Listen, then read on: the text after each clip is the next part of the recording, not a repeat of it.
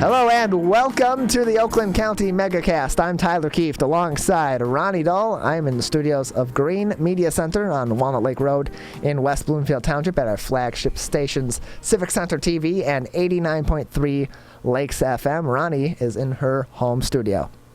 So what a crazy morning, by the way, Tyler, because we went out, bought a new webcam, a new mic, and tested it last night, worked on it until like 8:30, and then we go to hook up this morning and none of it is working. So now I had to run upstairs to where my husband works out of.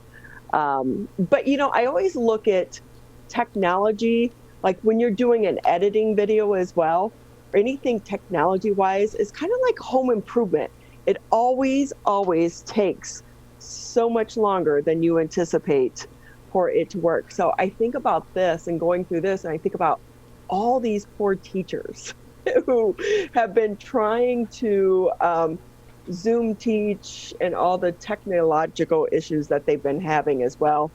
IT departments coming out of this really, truly are the heroes coming out of this pandemic.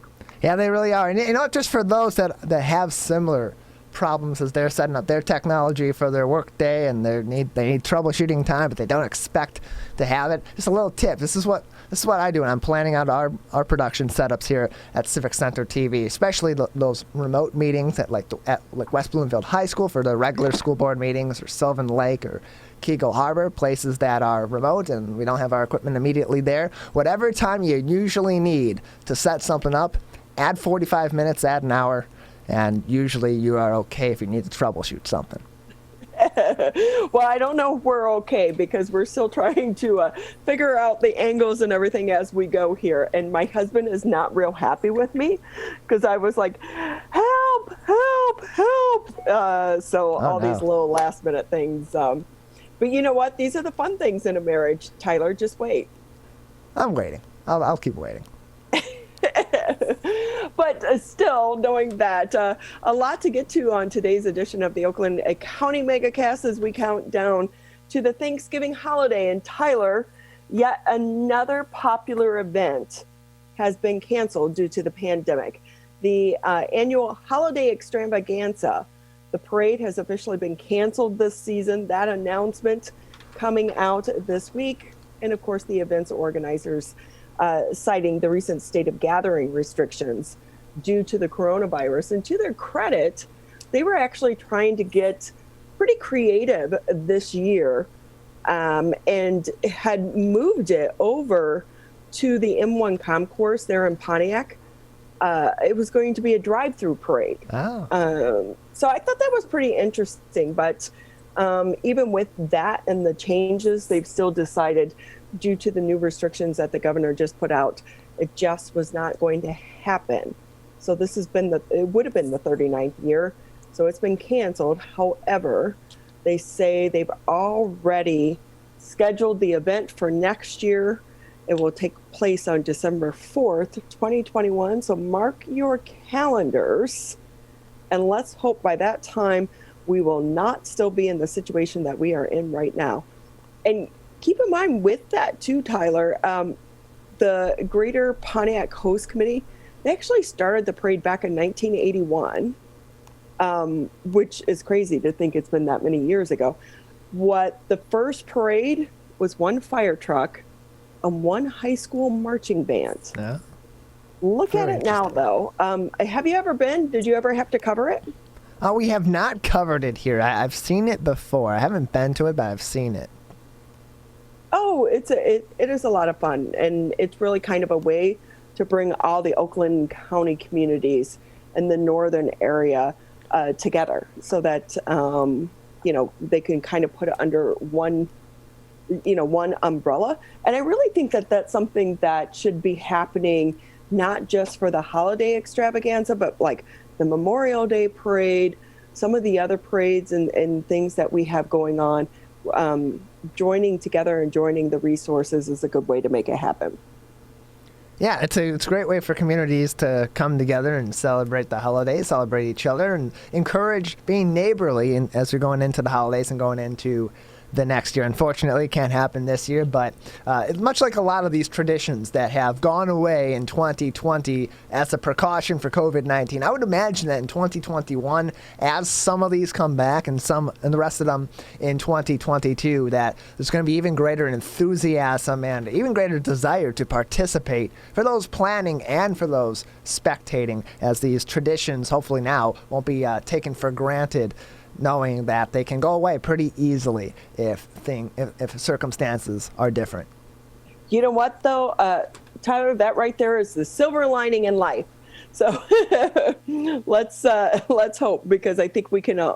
None of us can wait for 2020 to be over with, and for us to hopefully start the new year with a vaccine and get back to life as we know it. Because with that, the state of Michigan Monday added 11,511 cases and 65 more deaths from COVID-19. Now, those numbers do include Sunday as well, because remember, they're not putting out separate numbers on Sunday. Yes. The latest additions bring the state's total of confirmed cases to nearly 315,000 deaths, 8,500 since the virus was first detected here in Michigan way back in March. And of course, these numbers come out from the Michigan Department of Health and Human Services. Michigan finished last week with a record of nearly 51,000 cases, the sixth consecutive record week for confirmed infections, surpassing last week's total of 44,000.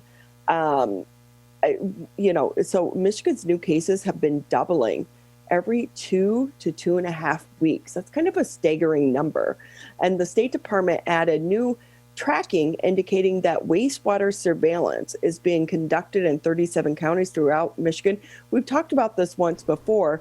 So they're going to have about 270 testing sites throughout Michigan. There will be a couple here in Oakland County, and they'll put them in areas such as jails, long-term care facilities, and schools and universities.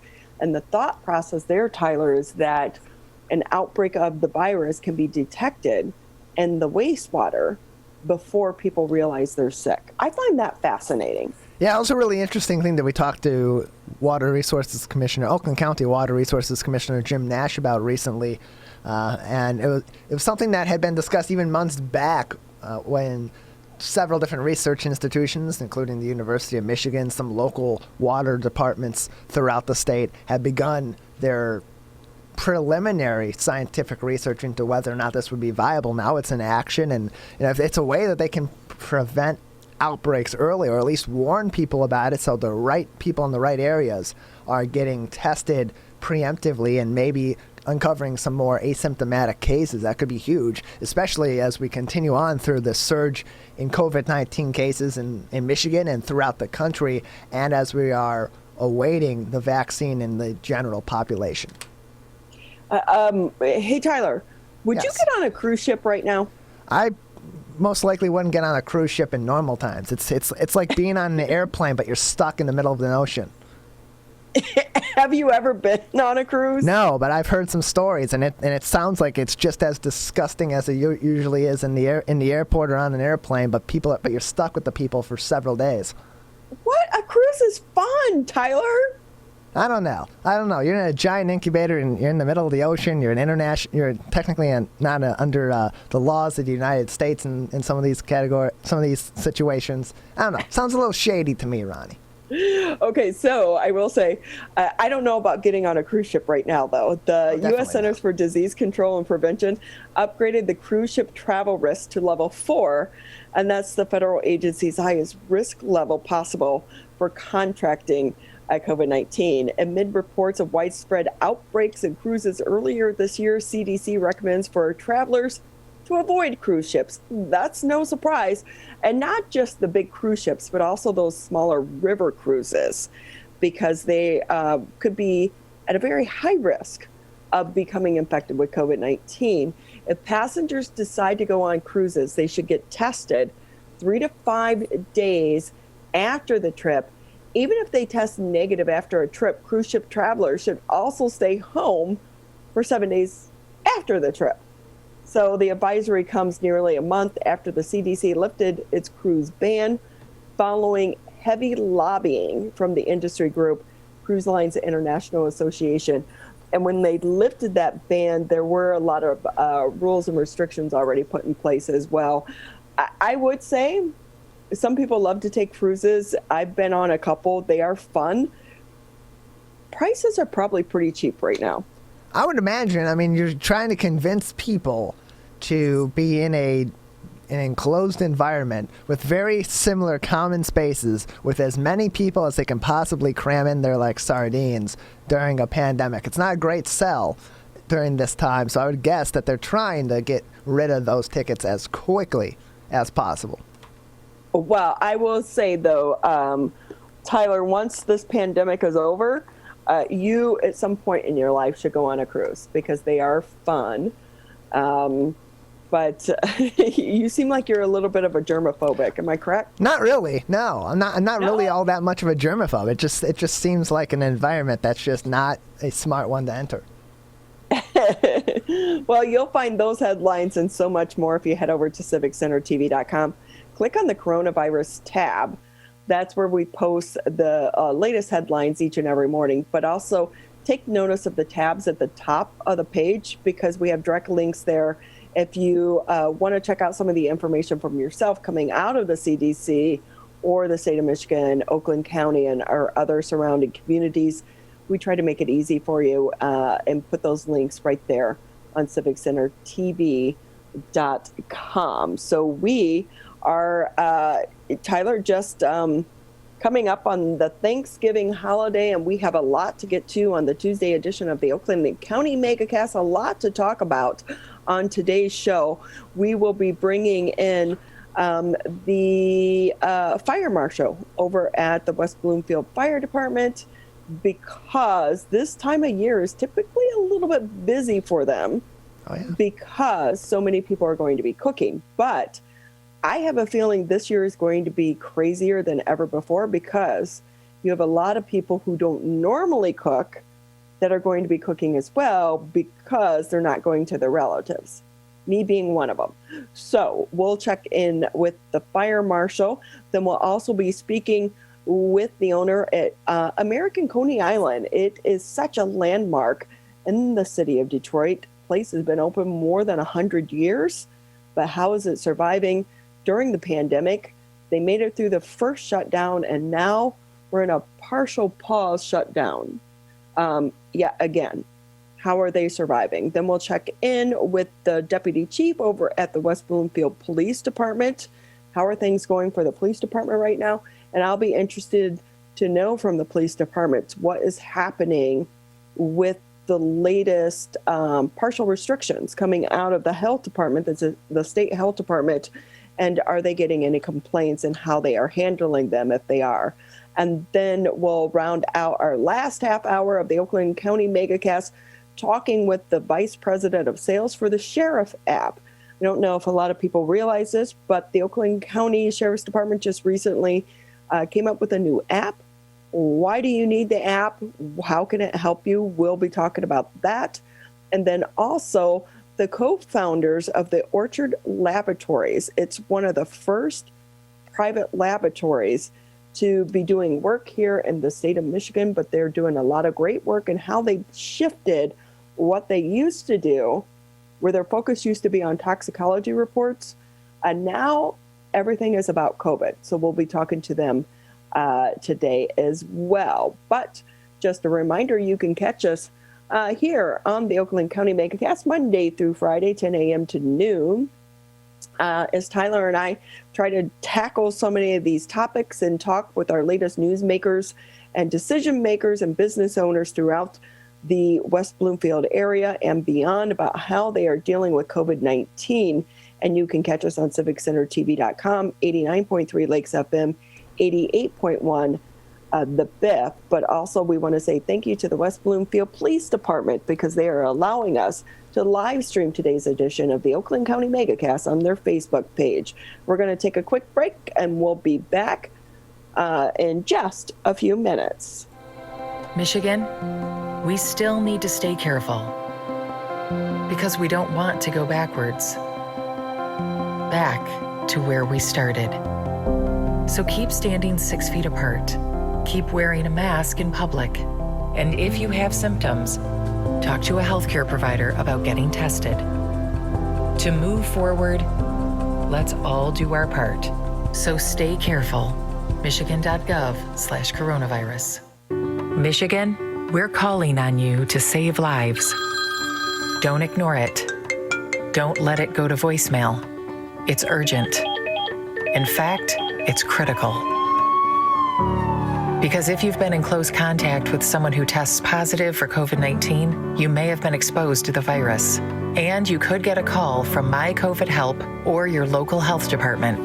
So please answer the call to learn how to protect yourself, your family, and friends. We're calling on you to stop the spread of COVID-19, to make it safe to reopen businesses and help Michigan move forward. So if you get a call from My COVID Help or your local health department, you may have been exposed to someone with COVID-19. To protect us all, answer the call. Learn more at michigan.gov/contain-COVID. A message from the Michigan Department of Health and Human Services.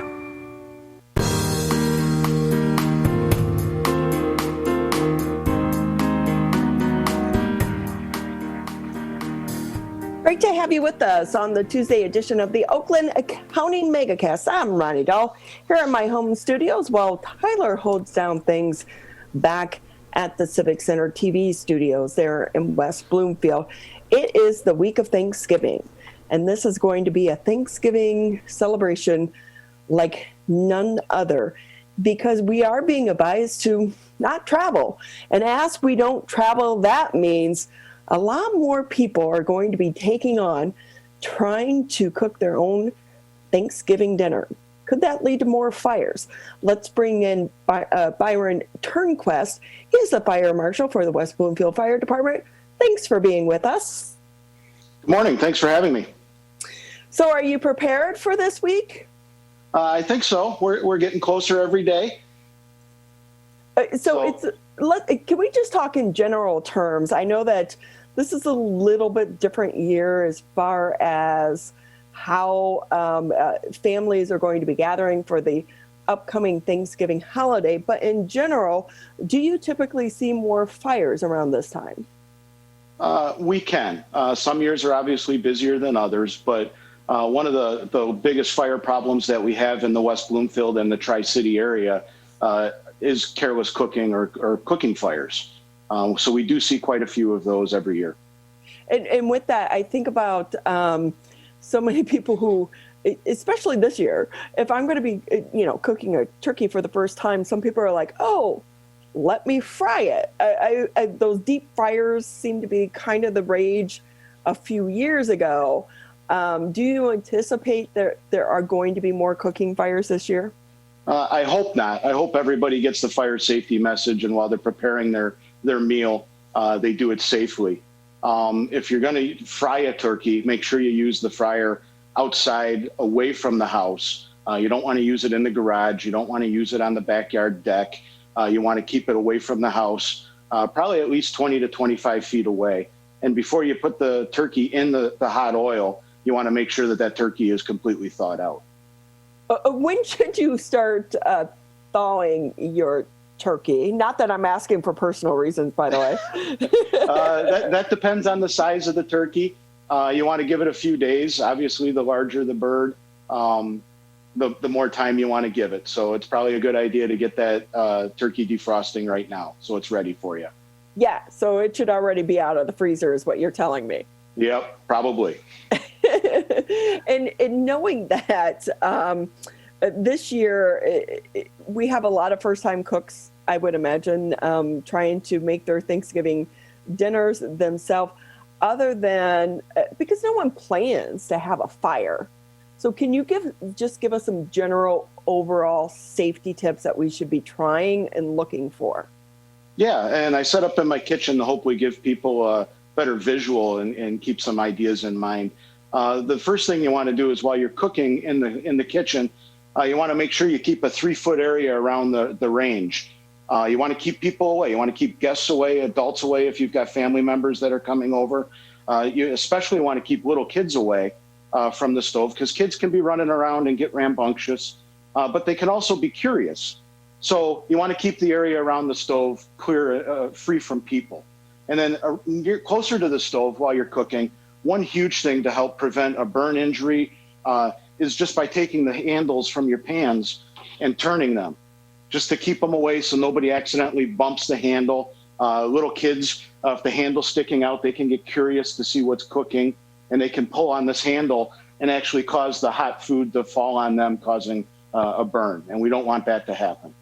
While you're cooking or preparing to cook your turkey, every now and then we see people that use the disposable aluminum pans that you can buy at the grocery store. Those aren't very strong. And when you put that heavy turkey in there, it won't support the weight. So you want to make sure that you use a strong pan with good handles that you can have your turkey in. And when you take it in and out of the oven to check it, that it's not going to spill and cause a burn injury. I will say I love that you set this up in your kitchen because it does add to the impact and the effect. And you even have your little Thanksgiving hand towel behind you there. Oh, yeah. And with that, I'm thinking about that. Like, so I've done these stories how many years? But I never even thought about the 3-foot rule, because when you're thinking about Thanksgiving, especially for people who have smaller kitchens, it can get chaotic in a kitchen. Yeah. People love to gather in the kitchen because that's where people are preparing the meal and getting stuff ready. So they want to stay close to the action and see what's going on. And every now and then you get somebody that might want to snack as the meal's being prepared. Another good thing to keep in mind is while you're cooking, anytime you're cooking, not just Thanksgiving, you want to make sure that you have all the combustibles away from the stovetop or the oven. Even stuff like hand mitts or the hot pads, you want to move those away, because if there were a fire to happen on the stove, you want to keep the fuel away so that the fire doesn't spread and get bigger. So with that, can we talk a little bit about burns? Yeah. Because I would think that's pretty common around the holidays and people cooking in the kitchen. What is the difference? When should I know if it's severe enough to actually go to an urgent care or to a hospital? Or do I just put ice on it or run it under cold water like my mom used to do? Yep, you can definitely run it under cold water. You don't want to put anything oily on a burn. You want to cool it real quickly. If it's just a red burn, like a bad sunburn, keep an eye on it. But if that burn starts to blister, you definitely want to go have it evaluated by a doctor. So when you say no oil, that includes butter? No butter, correct. Right. That'll help. That actually keeps the heat in, and it doesn't allow the skin to cool, so that burning process can still be continuing. But that's kind of like an old wives' tale then, right? Back in the day, yep. Put butter on a burn. Exactly. The best thing to do is to cool it, keep it clean and dry. And like I said, if it blisters, you want to go have that evaluated by a doctor. Byron Turnquist with us here on the Oakland County Megacast. He is the fire marshal for the West Bloomfield Fire Department. So also at this time, especially because we had those few days of nice weather and after the snow, so many people are already putting up their holiday decorating, their Christmas trees and everything else that comes along with that. Can we talk a little bit about extension cords? Because while they're handy, Sure. They can be dangerous, right? They can be. As a fire marshal, as a fire investigator, extension cords are not my friend. They are convenient. They can be used temporarily if you need to power something. But after you're done using that, the use of the extension cord should be discontinued as soon as possible. Every time you use an extension cord, before you use it, you should always check and make sure that there's no damage. Make sure there's no cuts to the cord. Make sure there's no crimps. Make sure that the plastic sheathing on the outside of the cord is intact and going to protect you from an electrocution. These cords here that are very convenient, you can find them in the grocery store and the hardware store.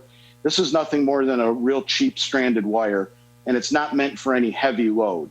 If you want to use it short-term temporarily for some Christmas lights, you can do that, but you don't want to run anything that's going to have a real significant draw through a cord like this, because it's not designed to handle it, and it will lead to a problem.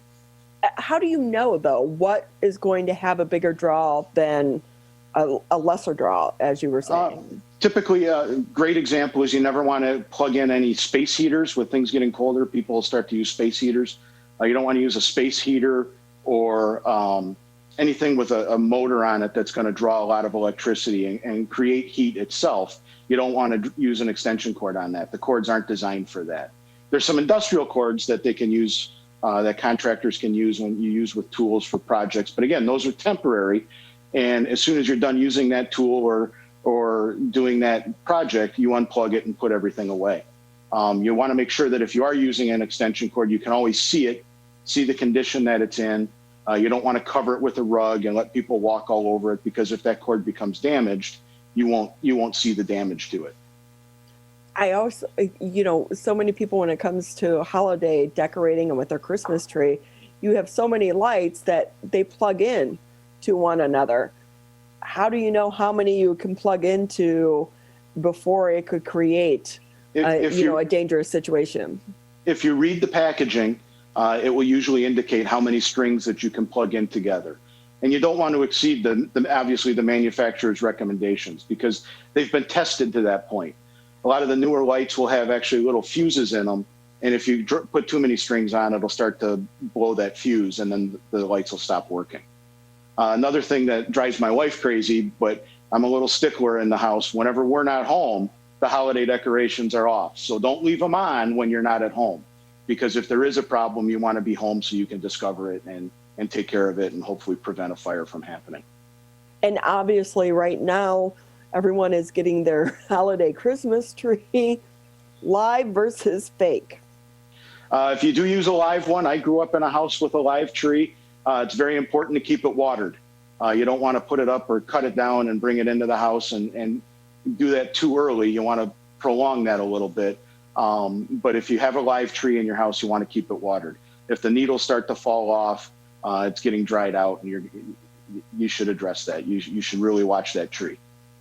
Hey, can we talk a little bit? How many fires do you actually see from live Christmas trees? I know typically the fire departments across the country once a year at this time will do a demonstration to show how quickly live trees can go up. And so you wonder, people like the smell, and for some people it brings in that spirit, having that smell in their house. And I know a lot of firefighters, and they refuse to have a live Christmas tree. So when you say watering and the needles falling off, I always look at, when do I know? Because I'll check it and it seems to have a lot of water, but the needles are still starting to fall off, especially, after the first of the year. Yeah, and that's a sign that the tree's been cut and up as a decoration for too long. If you're going to use a live tree, you want to minimize that time that you actually, from when you cut it. It's hard to gauge that when you buy the tree from a Christmas lot or a tree lot, knowing when exactly that tree was cut. My family's tradition was we went as a family to the Christmas tree farm and cut the tree down. So we knew when that was cut and brought into the house, and we kind of gauged that. And after Thanksgiving, it went up, and shortly after Christmas, it came down. And we were fortunate to never have a problem. But again, even growing up, my parents were sticklers too, that we didn't leave the lights on the tree if we weren't home. If we were going upstairs to go to sleep, all the Christmas decorations were unplugged. You want to make sure that you keep an eye on what's going on inside your home. Another thing that comes along with Christmas trees, it's also a popular time for candle use. We see a lot of fires. We see more fires caused by candles than we have by Christmas trees. And it's just very important, again, that if you're going to use that candle, to make sure that you stay in the room while that candle is lit. Don't light the candle. Don't leave the house. Don't go run some errands. Don't go upstairs. Stay in the room where that candle's lit. And when you leave, extinguish it to make sure that there's no problem. So what about outdoor lights? Same thing. I know it's tough in the evening, especially as it gets darker. People want to leave the lights on more often or longer. But again, I would recommend that you at least be home while you have those lights on. So obviously one of the best things. You go through the neighborhood, you want to see the neighborhood lights. Should people leave them on all night long, or do those, like, now you can do Google. I think I had mine last year set up to Google, so I could say, hey, Google, turn off the lights. Are those wise investments? And you could even use timers. We've used timers at our house where the lights will shut off at a certain time. Again, most of the fire deaths that happen across the country happen while people are sleeping in their homes. So if you can avoid the risk, minimize the risk of having a fire during the night, you want to do that. One of the easiest ways to do that is make sure that your Christmas decorations are off. They're wires that are exposed to the elements for a couple months every year. They're tucked away in the box. You can replace them, but a lot of people don't necessarily replace them every year. They just put them up and they want to enjoy them. And we want everybody to enjoy them too, but we want you to enjoy them safely. So if you're going to go to sleep, make sure your candles are out, all your decorations are off, inside and out, and make sure that your smoke detectors are working inside your home. Byron Turnquist here with us on the Oakland County Megacast. He's the fire marshal for the West Bloomfield Fire Department. And when you mention going to sleep, I always get confused. Is the recommendation now to close the bedroom doors or to keep them open? Definitely to sleep with your bedroom doors closed. Again, fires burn hotter and faster than they ever have before with the furniture and the items that we have in our homes. And having that bedroom door closed will keep the smoke and the hot gases, which is what's really dangerous to us in a fire. That keeps that away from you while you're sleeping in your bedroom. That allows the smoke detectors time to alert you that there's a problem, and allows you time to call 911. And if you can check your door and still make it out of the house to get to your family's meeting place, great. But if not, you keep that door closed. You can open your window up and let us know exactly where you're at. And when we get there, our first priority is going to be to rescue you out of your house. I think there's been a lot of confusion because back in the day, I thought the process was to keep the doors open. But now that has changed, so there's a public awareness effort going on to inform people to keep those doors closed, which could be hard for parents because they'll think, hey, I want to leave the bedroom door open to, so I can hear the baby crying. That's true. And you mentioned technology a few minutes ago with turning our Christmas lights on and off. The technology is even better as far as baby monitors and having cameras and that type of device that can be next to your bed, so that if your child does stir in the middle of the night, you'll hear that even with your door and your child's door closed. It's important right from the beginning to train them and get them used to sleeping with their bedroom doors closed. So quickly, before we let you go, kind of piggybacking off of that, so many more people are at home a lot more now. Like I've noticed we're using our appliances so much more. I feel like I'm running the dishwasher each and every day. Are you seeing an increase of fires in homes right now because people are stuck in their houses a lot longer? Luckily, right now, we haven't seen an increase in fires, especially not the significant fires. We've seen some small, I call them small fires. There's still a fire in people's homes, and we don't like to see any of that. But we've seen some small fires, but not the number of large fires that we usually have every year. So people are being safer, being home at more. They're paying attention to things. It's good. Quickly, before we let you go, anything I didn't ask that you want to add to the conversation before we go into the Thanksgiving holiday? Just want to wish everybody a happy holiday season, and make sure that you test your smoke alarms, because that's what's going to give you the early warning in case there's a fire. It's a good time to do it. Thank you so much for being with us here on the Oakland County Megacast. Thank you. Have a great day. Okay, and happy Thanksgiving to you and your family as well. Thank you. You too. Happy Thanksgiving. And I hope I don't have to call you on Thanksgiving as I try to cook my first turkey.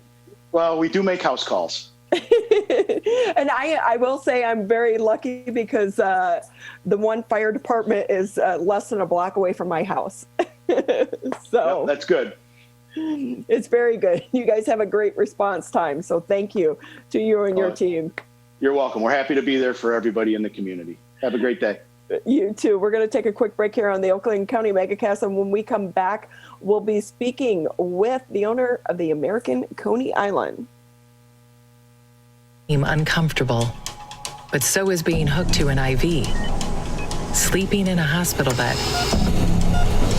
and fighting for your life. When it comes to COVID-19, comfort is not as important as saving lives. Wearing a mask can greatly reduce the chance of spreading the virus. So mask up, Michigan, every time you leave home. Hi, my name is Curt Lawson, and I'm the Public Information Officer for West Bloomfield Township. We wanted to reach out to you, our older adults, to provide information that you may find useful during this difficult time. We want to ensure you that West Bloomfield Town Hall, our Waters and Utility Department, West Bloomfield Parks, and our police and fire departments continue to work hard on your behalf. Information and resources can be found on the Township website, the police Facebook and Twitter, or call West Bloomfield Park's COVID-19 Help Hotline. Please remember to keep your social distance of at least 6 feet, wear facial coverings when you leave your home, and wash your hands for at least 20 seconds with soap. These precautions will help keep you safe during these difficult times.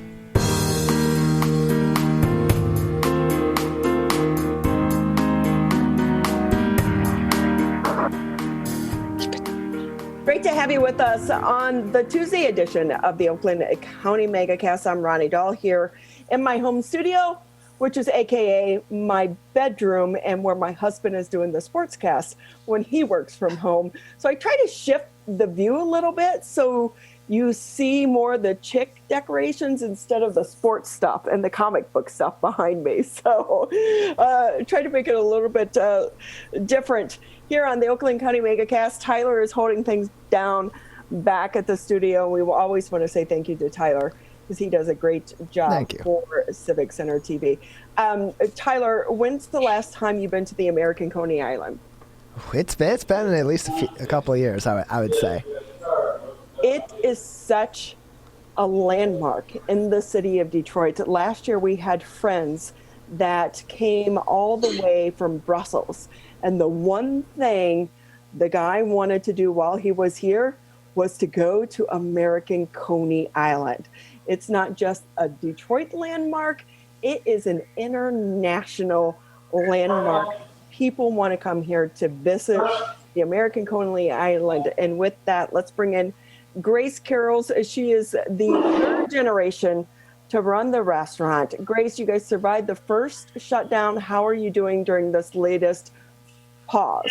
Yeah, pause is probably going to get extended. I mean, it's terrible, you know, just when, for everybody, not just myself. People were just getting used to, I mean, the dining room was 50%, precautions are taken, protocols. The restaurants have gone above and beyond, and we've always gone above and beyond, whether it was COVID or not.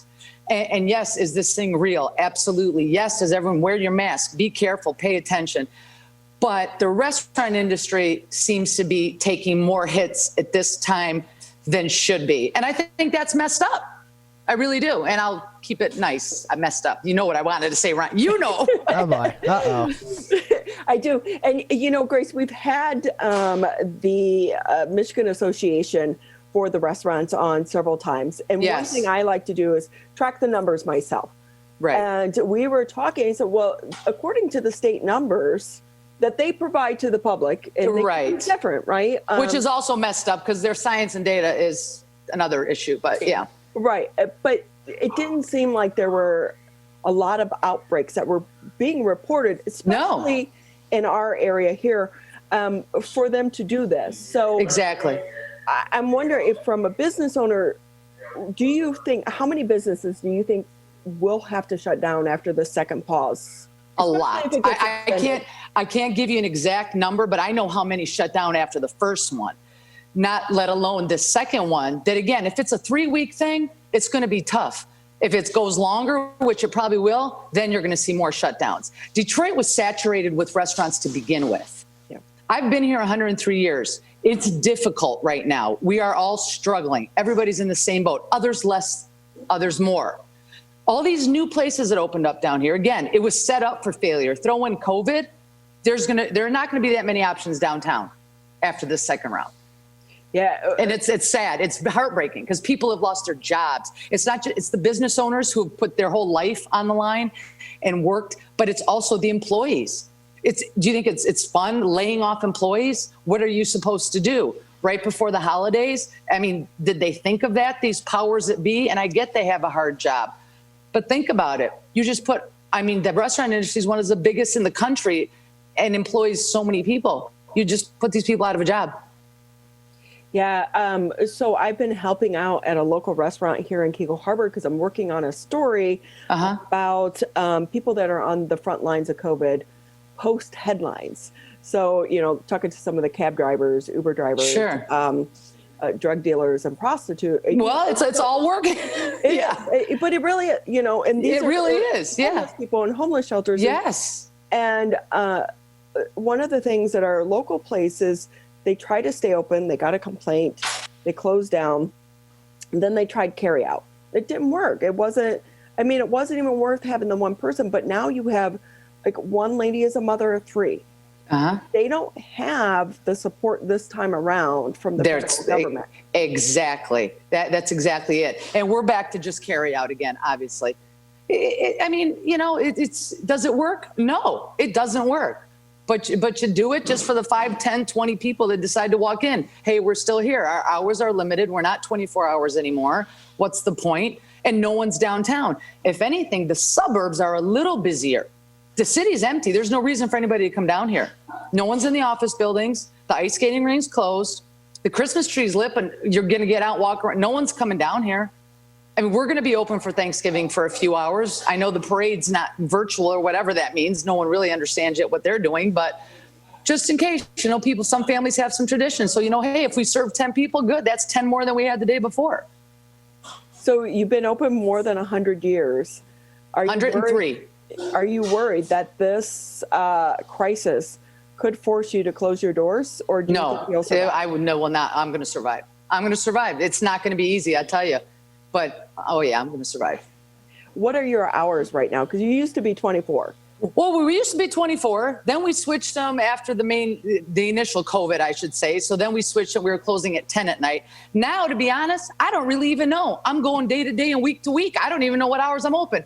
But the basic is like 10 to 7, 10 to 6 on the weekends to like 10 or 11. But I may dial that back again. When it comes I'm playing with it, and I'm trying to see what's going on. Yeah. When it's got to be so hard for a small business owner to try to figure this out every day. It's horrible. It's horrible. It is. It's horrible. They didn't think this one out through, doing this to the restaurants again. So, I mean, the mall's open, Costco's packed, Myers is packed, everybody's lined up, getting their groceries, as they should. It's the holidays, but, I mean, come on. They're all packed in there waiting in line for a half an hour, 40 minutes, and they're trying to tell us that if you're sitting in a restaurant for an hour, every table is spaced, there's sanitizers everywhere, we spray things down. I mean, everything's controlled, and that you shut our dining rooms down again, that's a problem. Our government is playing politics with everybody's lives, and shame on them. Grace Keros with us here on the Oakland County Megacast from American Coney Island, a Detroit landmark located downtown on West Lafayette. Your situation is like a lot of other small restaurants and bars, right, especially the neighborhood bars. You can't really do outdoor dining. You can't. And even if I put some tables out there, I mean, it's cold. And this outdoor dining with the igloos and all that, it's limited to 4 to 6 people. It has to be the same family. I mean, God bless them all for trying those things, but it's hard. People aren't doing it. So you got to diversify, come up with something. You know, we ship out Coney kits. And if you go to AmericanConeyIsland.com, you can order a Coney kit. It gets delivered right to your door, dry ice. This goes well, especially when you're locked down, or if we're going to get locked down even more. Makes a great holiday present. So that's something. If you don't want to come downtown, you can go online and order a Coney kit. We have that. So that helps. Grace Keros with us from American Coney Island, joining us on the Oakland County Megacast. Grace, what has the reaction been from your customers, from people that are regularly frequenting American Coney Island? We don't see many regulars anymore. They're not down here because they worked down here. We see very few. See what I'm saying? Yeah. They were regulars because they were working down here every day. Well, They're not anymore. From your customers that are getting carry out or are getting Yes. other packaged goods from you during this Yes. current shutdown, what's the reaction been from them? Are they frustrated that they can't come in and have the American Coney Island experience? Yes, in person? everybody seems, the consensus is it's ridiculous that the restaurants had to suffer through this again. Hey, with that, Grace, I wonder too, let's go beyond this pause. I'm with you. I think it's going to probably be extended. For sure. As well.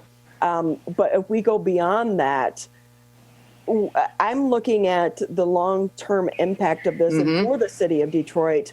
How many businesses do you think are going to continue to allow their employees to work remote, which will have a direct impact on businesses such as yours? Probably a lot of them. Probably a lot of them, I would say. I mean, it depends how productive they are. Most people are more productive. But then again, I think at some point they're going to get tired of working out of their house. And I think they're going to want to get out and get downtown. At some point, something's got to give. Yeah. I believe that. Or it could be a hybrid situation where maybe you go into your office 2 days. Part-time here, part-time there. Right, exactly. Right. But at any rate, it's going to have a long-term impact on restaurants such as yours because you're not going to have those crowds. No. And if there's no events, I mean, but they'll all come back eventually. So we got to hang on. A lot won't. A lot won't. Again, the city of Detroit was oversaturated. Too much everything. This big comeback prior to COVID. Let's not even go that all this new stuff. No, it didn't work. It's too much. COVID just accelerated the situation with some of these restaurants, which is very sad because you do not want this to happen to anybody. People work hard and put their money and life into it. And it's heartbreaking. It's heartbreaking for all the restaurant owners. It's heartbreaking for the employees you have to lay off. We feel for each other. So yeah, has there been any consideration from your standpoint? And I know it's kind of hard to say these things publicly, but in the second pause, did you have any thought of saying, the hell with it, I'm just going to keep business as normal? No, because listen, we all have to you got to be smart and careful. Like I said, this thing is real. Okay, it's out there. It's a problem. So no, I would never do that. But you have to be careful.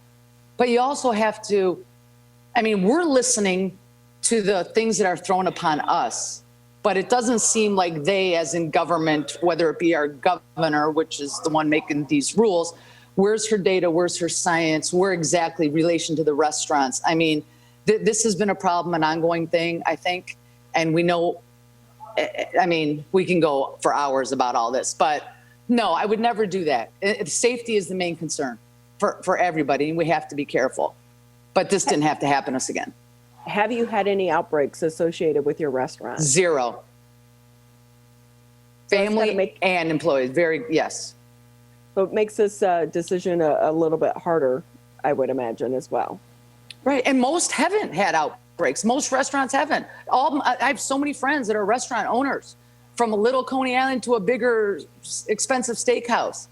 They've been no problems at all. But yet, here we are.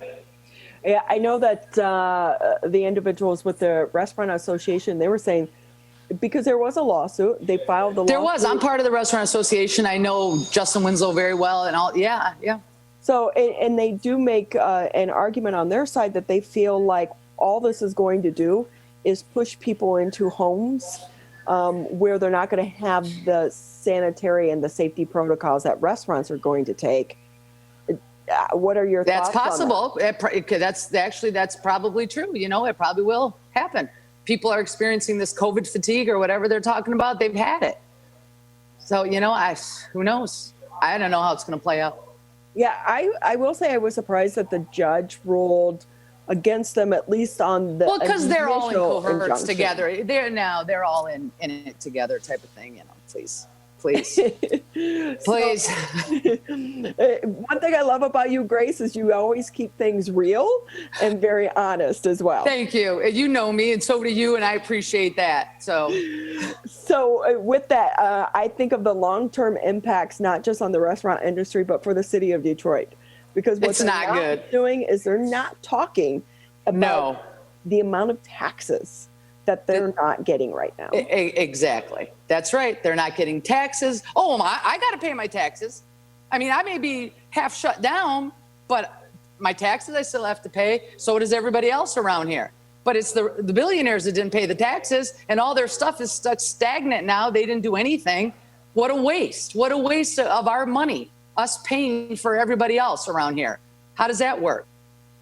Have you been able to get any type of grants or loans to help you during this time, or your Listen, employees? in the beginning, we all got that, PPP, a certain amount, but that was to use for employees to keep them going. Remember when that was the rules and the laws. You get it, you use it.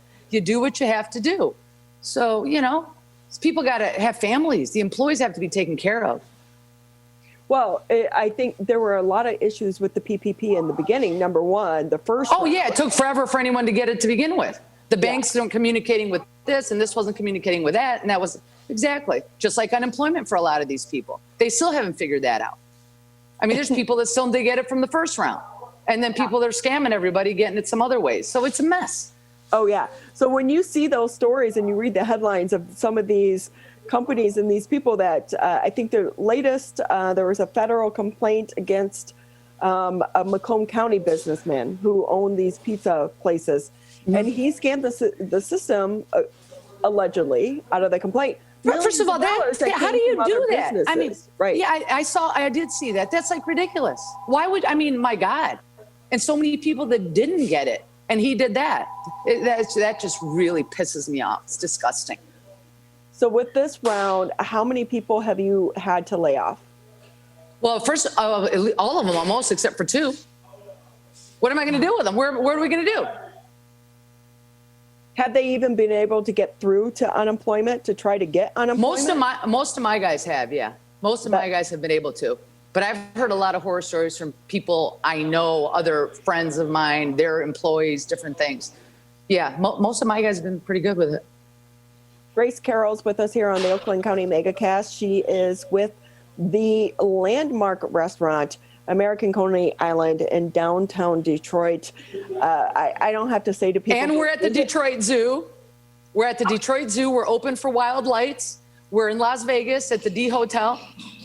How is your Las Vegas Las Vegas is doing? going great.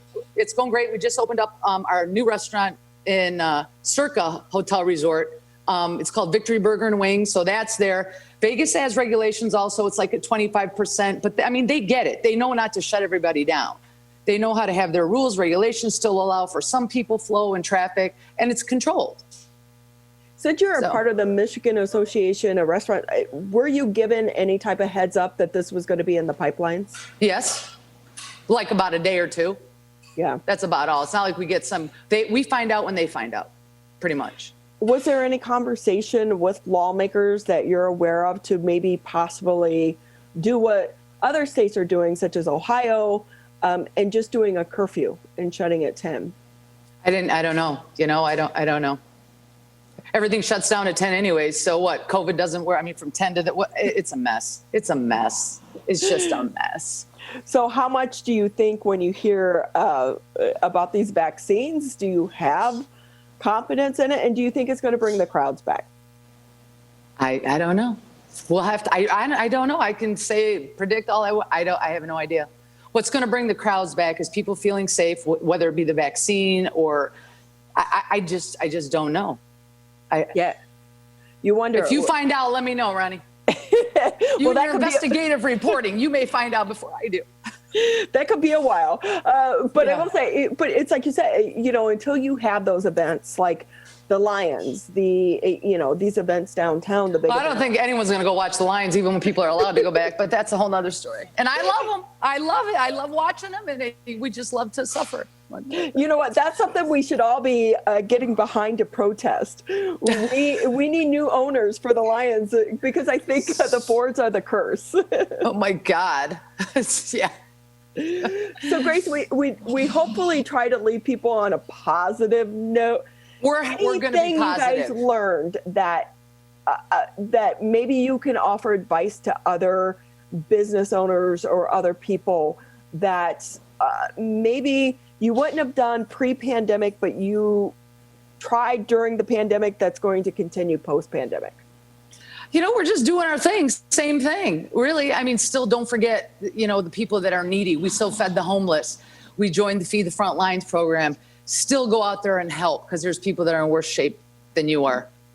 And just be grateful. I mean, it's tough times.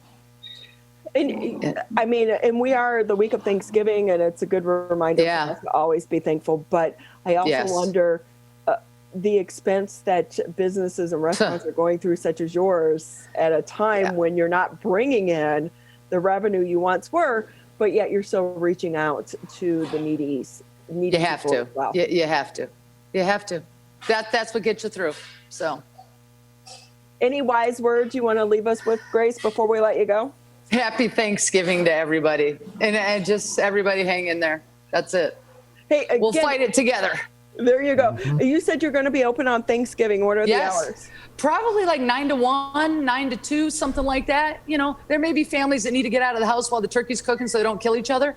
I mean, Thanksgiving Day was one of the busiest days of the year down here. So. Well, I'm thinking maybe you should switch those hours to later for people such as me, attempting to make that turkey for the first time. So just in case I burn it, I need a place to go. But see, y'all needed to order from restaurants. That's how you got to support the restaurants. Order the meals from the restaurants and don't worry about burning the turkey and calling the West Bloomfield Fire Department. Good words, Grace. It's good to talk to you. We have to get together soon. You. And yes. Again, thank you so much. You're a landmark, and so as a reminder, people can order Conies. Order online. your Coney kits. It makes a great Christmas gift, holiday gift, office gift, since everybody's sitting home anyways.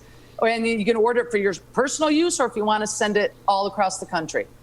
How does that work? How do you keep the food fresh? It's in dry ice. It's in a big. Come on, now we've been doing this for 15 years. And we're really busy during the holidays. It's actually a really busy season. People order them from all over. It's great. Well, good. Hopefully they'll do so even more. Thank you. Yes. Thank you very much. Grace Carroll's with us on the Oakland County Megacast. Happy Thanksgiving. Happy Thanksgiving. Thank you for being with us, Grace. Thank you. Okay, we're gonna take a quick break here on the Oakland County Megacast. Tyler, normally I do the turkey trot in downtown Detroit. Yeah. And I'll swing by the Coney Island while I'm running the turkey trot because it goes right by there. And I stop in. Well, dangerous when they're cooking turkeys this year, Ronnie. No, I won't be doing that. But you will see me in the streets of Kegel Harbor and Sylvan Lake. Wonderful. In my turkey outfit, but a little too far for me to run all the way downtown Detroit. But, obviously for businesses such American Coney Island, they really are a staple in our communities, and we forget. It's crazy how this little tiny Coney Island can attract international visitors, but they do, and it's important to try to keep them in business as well. So, as Grace was saying, not just Coney Island, but all of your local restaurants and your local businesses, if you can order from them, get a takeout order here and there, and we kind of went through this back in March and April. I think they were, March to May or June. Most of these restaurants were closed. So now it's the time to rally around them again. It is. Yeah. They are in a tough spot right now. Not being able to have people come into their restaurants. A lot of industry being shut down, people being remote, especially in cities like Detroit, like Grace said, where, a lot of the people that were coming in there were just passersby that were downtown for other business, and now with people not being in the office, with people not going to Lions games or Tigers games over the summer, people aren't going to be going probably the Pistons games when they start their season here in a month or so, or a little over a month from now when they start their season. So it's a really tough time for them, especially when they were taking all these precautions, and by the numbers, it was a relatively safe environment for them and for the general public. And so any support that can be given to these local businesses, especially these family-owned and independently owned businesses in our communities during this time is more critical than ever before.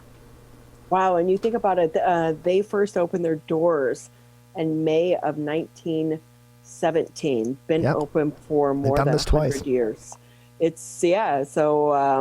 Let's support the local restaurants. If you can't go into downtown Detroit, those restaurants are definitely struggling right now.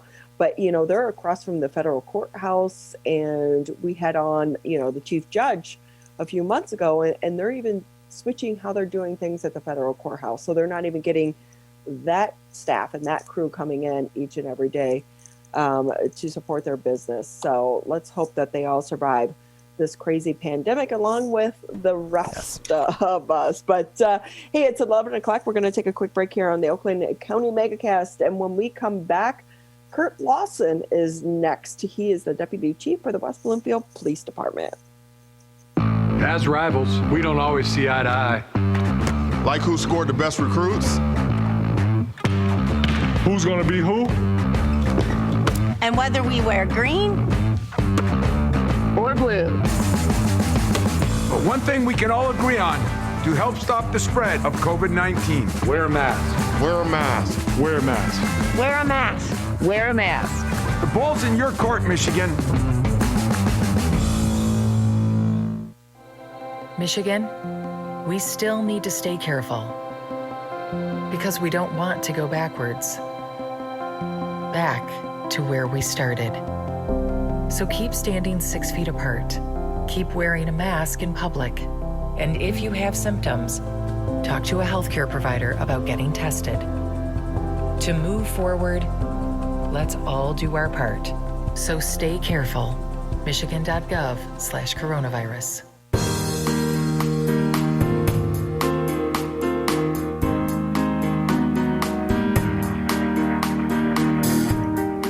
Welcome back to the Tuesday edition of the Oakland County Megacast. I'm Ronnie Doe with CivicCenterTV.com. And just as a reminder, you can also catch us on Birmingham Area Municipal Access, Channel 15 if you have Comcast, Channel 99, AT&T, also 89.3 WBLD Orchard Lake, 88.1 WBFH, and Bloomfield Hills. Tyler is holding things down back there in the Civic Center TV studios in the West Bloomfield community. And we want to say thank you to Tyler as always. Next up with us here on the Oakland County Megacast, Curt Lawson, the Deputy Chief for the West Bloomfield Police Department.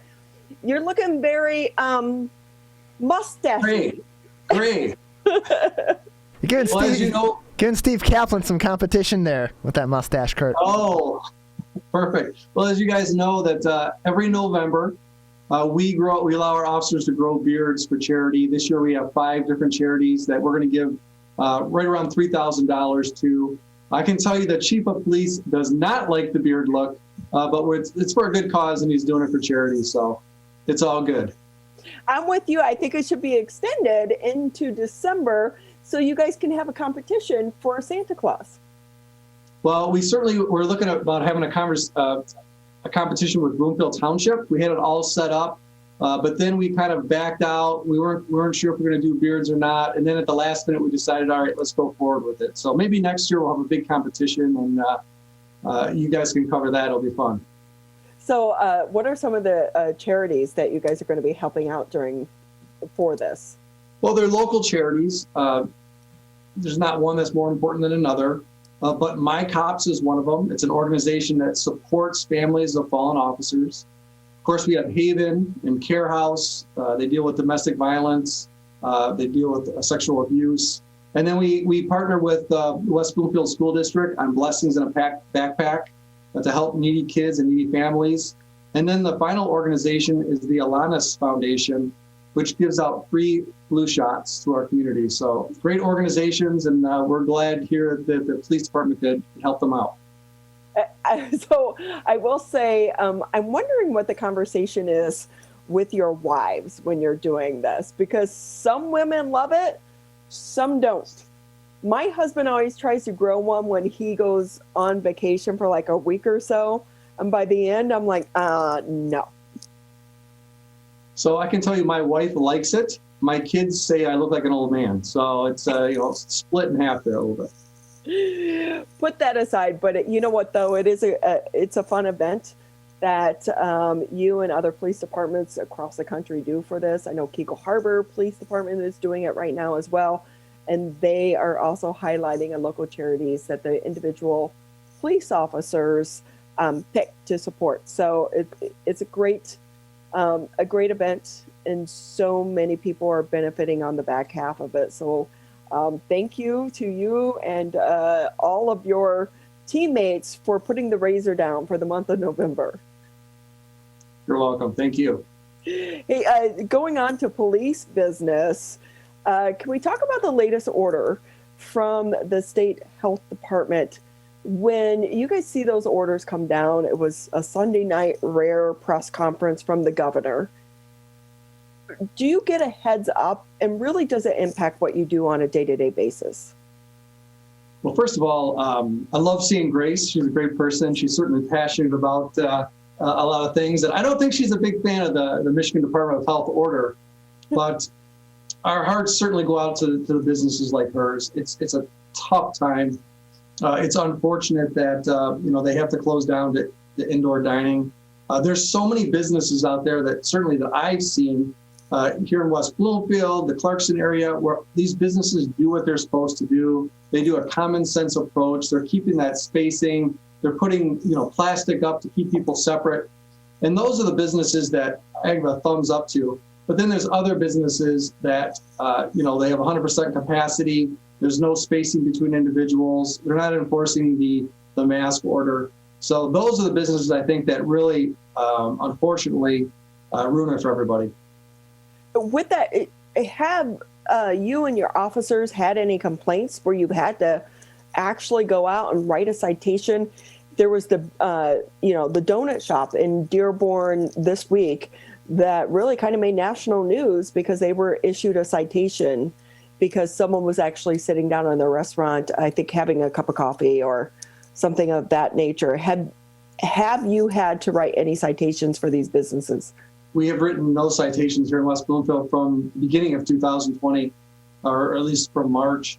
But we do go out and educate. So from time to time, we'll get a complaint. We had some issues at the Powerhouse Gym here in West Bloomfield. And, we had to go out there and educate the management and ownership about, hey, listen, we're all in this together.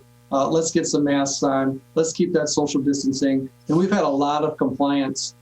Anytime we've gone out and talked to management of a facility, really no problems at all. Everyone's been really easy to work with as far as the police department. That has been one of the things that's come out of these orders, enforcement. Who enforces, who doesn't? Does that kind of put you and your officers in an awkward position? It does a little bit, and I can say that our attorney bills are quite high because we run everything through our township attorneys first, and then we come up with a game plan on how we are going to react. But thankfully, we haven't had to make the decision about, are we writing a citation? If we are writing a citation, are we writing it under a executive order or a health department order? Who's doing the enforcement? These are a lot of questions and a lot of confusion with a lot of police departments around the state. So we're just doing the best we can to navigate the choppy waters, and so far so good. Fingers crossed. Curt Lawson with us here on the Oakland County Megacast. He's the Deputy Chief for the West Bloomfield Police Department. And you said that perfectly. I think the confusion part that has come with this and these orders. And we've kind of talked about it before. You would think this is a state agency. There would be some very direct clarification at the beginning when they put these orders out, because I think some of the issues come in not just with police departments, but restaurant owners, but also individuals, private individuals. There seems to be a lot of confusion around some of these orders, which I would imagine makes your job that much harder. It is. And like I said, it's all about education.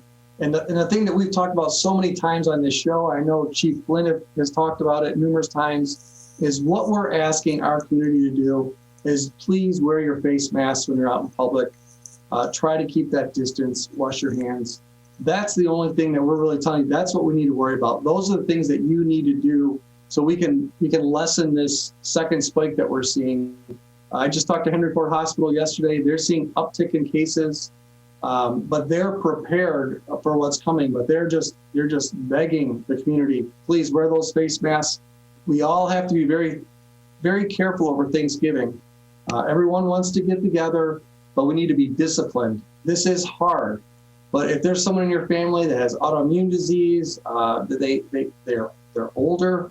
You have to weigh whether it's worth getting together on Thanksgiving or just waiting a few more months until we can see some of these vaccines be available to the general public. And we're certainly asking people to, at least if you're going to get your families together, let's limit it to less than 10 people if you can. You know, I've been surprised because I know we've been talking a lot about educating the public, people wearing their mask, washing their hands. Every time I go out, because I live in this community, so I'm Kegel, Sylvan Lake, Bloomfield Hills, West Bloomfield, those are, my areas and my shopping areas. And for the most part, I've rarely seen anyone out without a mask. So it seems surprising that you're seeing this uptick in cases when publicly anyway, it appears as people are following the rules and the regulations. From a police standpoint, are you seeing the same thing when you're out? Because you're out so much more than I am. I do get out a lot, that's for sure. But I'm always wearing my mask. But I think what's going on is that families have friends come over, other couples come over, they have kids, their friends come over in these small groups. And I think that's where we're seeing that contamination, quite frankly. Curt Lawson here on the Oakland County Megacast. And Curt, from a West Bloomfield Police Department standpoint, what else do you guys have going on right now? I know you guys recently started a new peer support team. What exactly is that? Well, we're super excited about it. We look at the model of 21st century policing. It was done during the Obama administration. It's when he brought all these experts together and they came up with 6 pillars that law enforcement agencies should take a look at to see where they stand as far as whether you're an excellent agency, whether you're an average agency, or whether you need some improvement. And when we looked at that, we definitely were all about the first 5 pillars, about community support, community outreach, having great policies and procedures, our training, everything was great. But one of the things that we noticed is that we didn't do a great job with the officer wellness, specifically making sure that our officers had the mental health support they needed. In law enforcement, you know this, Ronnie, is that, we're supposed to be these tough people, these men and women, and we don't need to ask for help. So we're really trying to reduce that stigma. And we put together this peer support team. They're individuals within our police department who are backed up by a local psychologist that Melanie Schwartz. They're specially trained to provide guidance and support for our officers that have gone through, whether they're having a tough time at home or where they've seen a scene here while they're working that they need to talk to someone about, or if we have a major incident that we need to debrief, this team is going to be there to help our officers. And we really think this is going to make us a stronger organization, and we're going to knock down that stigma so people can ask for help when they need it. And Curt, can we talk a little bit about that? Because when we're talking about mental health and law enforcement officers, there's also been an issue of typically those officers feel like they can't go to a supervisor, they can't seek that outside support because it will go on their record. And once it's on the record, that could damage and hurt their career opportunities. And also, in some cases too, we got to remember while there are HIPAA rules and regulations, there are also issues about owning a gun when you have mental health issues. So how do you balance that conversation? Well, really the most important thing when we put this team together was the understanding that confidentiality was the most important thing.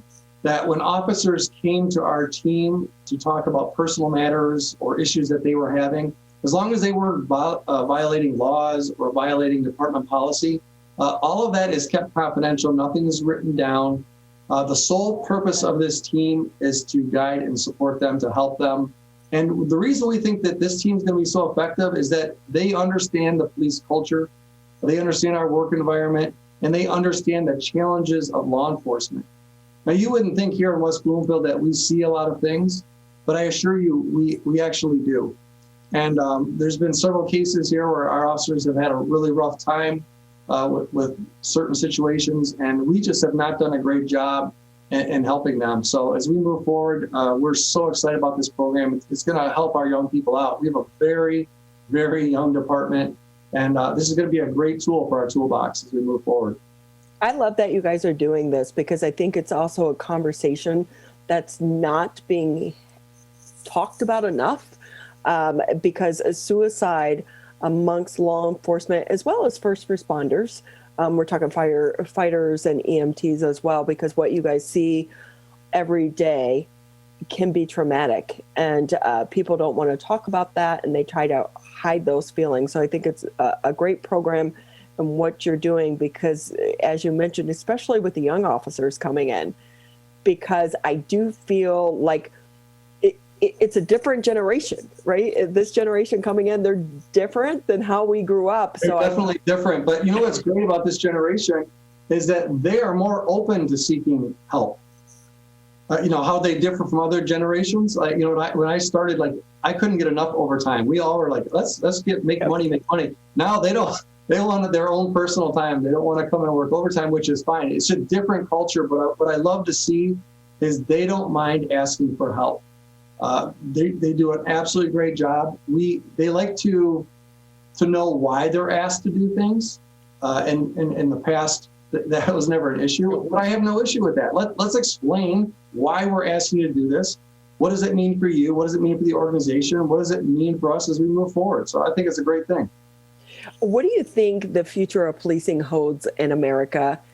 While riots and protests have died down, since the election has been held, and it does appear as if Biden is going to be the president-elect, how do you think the election is going to impact policing over the next 4 years? I'm not overly concerned about how the election is going to impact law enforcement. I think that, I could talk about this subject for 2 hours straight, but I really think that Biden in his past, in the federal government as a senator, he has been supportive of law enforcement. You look at the COPS grant that's provided tens of millions of dollars to training law enforcement. He was one of the architects for that. So I believe that he is going to be supportive of law enforcement, but he is expecting positive changes from law enforcement. And that's where we need our police leaders to step up. We need our officers to have an open mind. Really, I talked about this. I did a presentation at the Optimist Club just last week. We need to have our officers take a look at the past behavior of law enforcement, because it's not been a great relationship with minority communities all the way back into the 1800s. So we need to understand our past. We need to learn from it. We need to continue to listen to people that have concerns about policing, and we need to make adjustments. And hopefully as we move forward, we can develop better relationships with the communities that we serve. And Curt, I get where you're coming from too, but that is where you hope to be. But there is a reality in so many police departments, not necessarily West Bloomfield, but there is a reality in so many of these police departments and law enforcement agencies on the federal side as well, where you have some of these old school people who believe a certain way. And when you speak out against that, it's not being entertained as let us voice our opinion so we can be better. People feel like they can't say anything, or we can't, or you can't voice your opinion. So to the young police officers that may find them in those situations, what is your advice to them? Because I will say the one thing that cold blue silence, I do think is going away. I do as well. I think that our younger people, our men and women, they are very comfortable dealing with minorities, dealing with people that are different from them. Certainly a lot different than when I started, quite honestly. But I think education plays a huge role in allowing, especially our leaders, to get a different view. When I went to, I got my master's degree from Eastern Michigan University, and I sat in a seminar, and I think I was the only white person there, and I was certainly the only police officer there. And they went around the room, they found out I was a police officer, and I could not believe none of them liked law enforcement. And that was my first exposure. I'm like, what are you talking about? We're great. We're there for the community. And they're telling me these horror stories. And that was the first time that kind of there's an awakening for me about, boy, we have a lot of work to do in law enforcement. And that's why I really believe to get our future leaders, we need them educated. At the very least, a bachelor's degree and a master's degree is what I would prefer. It's going to open them up to a whole bunch of different ideas. They're going to meet different people. We've got to make some changes in law enforcement, and the leaders, they got to step up. Yeah, and I think a lot of those changes begin with diversifying the workforce.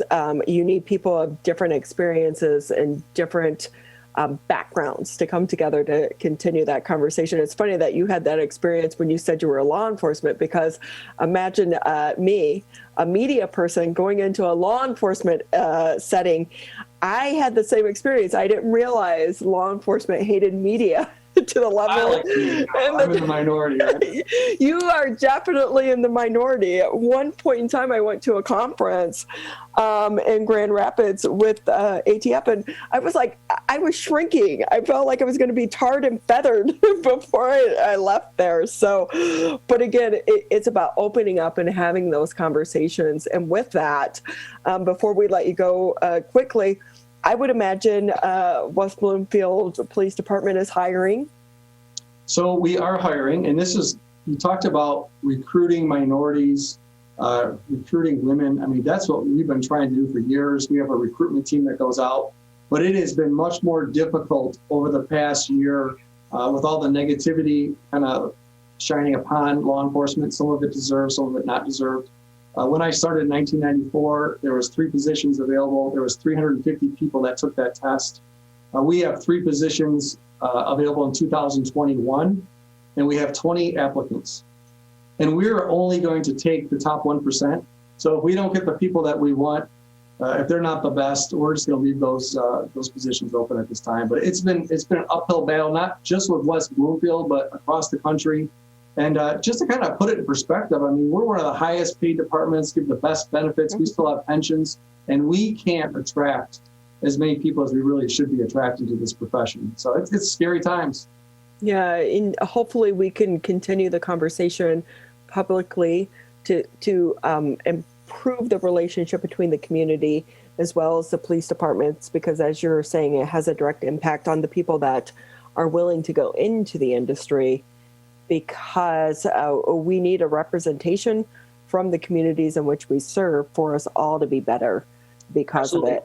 And if we're not hiring the best people now, if departments are just hiring what they can get to fill the seats, that's going to affect that community for the next 15 to 20 years. And it's not going to be a positive thing. It's going to be a negative. And it's not going to be good for the profession as a whole. So we need to figure this out, and we need to figure it out quickly. Yeah, because I had someone say to me once, well, why don't you lessen your standards? Well, if you do that, especially in today's society where everyone has a camera, and you're not going to like the results. So absolutely. I mean, we're asking our officers to do so much more these days, deal with individuals with mental health. 1 in 10 calls that we go on involve someone who has mental health issues, dealing with the homeless. There are just so many things that law enforcement deals with today that they didn't even deal with 15, 20 years ago. But we certainly can't lessen our standards of training and education. We need to increase those. And so we talk about defunding the police. And I understand they want to take a portion of money and push it towards community programs. And I think that's very important. But I don't think they should take that money from law enforcement. They should find a different pot of money. I know it's easy to say, but already law enforcement is struggling with training, education, getting their people the right equipment. And it's just so very important that we don't take a step backwards with that. We need to keep moving forward. Well, Curt, thank you so much for taking time out of your schedule to be with us. And we want to wish you and all of the members over at the West Bloomfield Police Department a very happy Thanksgiving. Are you cooking dinner yourself? No. So I loved what Grace said earlier about supporting your local restaurants. So we're having ours catered in. It's just my immediate family. We're keeping the mother and father-in-law and my mom at home and away from us. It's a difficult decision. It's a hard decision, but we thought that was right for us, and so that's the direction we're going to go. Well, that's the safe way to go as well, because I have a feeling that I'll be running out Thanksgiving Day looking for a place to get some dinner other than the Chinese restaurant. So thank you for being with us, and happy Thanksgiving to you and your family as well. You as well, and don't get too depressed watching the Lions Thursday. Just keep your spirits up. Look, the Lions give us nothing to be thankful for. And if you know that going into it, your mental health is better because of it. And that's why we have a peer support team. We're to help out. Yeah, we need one for the Lions fans, right? That's right. All right, have a great night or a great day. Take care. Thank you. You too. Happy day. We're going to take a quick break here on the Oakland County Megacast. And when we come back, we'll be speaking with the Vice President of Sales for the Sheriff app. So kind of continuing the conversation of law enforcement during this time, but also how they're using our smartphones to reach out to the community. This is the Oakland County Megacast. Hi, I'm Dr. Faust, the Medical Director for the Oakland County Health Division. The most important thing you can do to prevent the spread of illness is to wash your hands thoroughly and often. Follow these 6 easy steps every time you wash your hands. Step 1, turn on the sink and wet your hands with warm water. Step 2, apply soap to your hands and lather between your fingers, under your nails, and the front and back of your hands and wrists. Step 3, wash your hands by scrubbing them together for at least 20 seconds. Step 4, rinse your hands with warm, clean water. And step 5, dry your hands with a clean cloth towel, a paper towel, or hot air blow dryer. If you're using a cloth towel, make sure to change it often. For handheld faucets, turn off the water using a paper towel instead of your bare hand. Step 6, if you're using a paper towel, throw it away. Practice healthy habits like washing your hands after coughing or sneezing into them to keep you and others healthy. Go to oakgov.com/health or call Nurse on Call at 1-800-848-5533 to learn more. Michigan, the coronavirus pandemic has put us all to the test. And now it's time to put COVID-19 to the test. As we move forward, testing will be critical. We encourage anyone who has reason to get tested to do so, those with symptoms and those without. If you are leaving home and going back to work, get tested.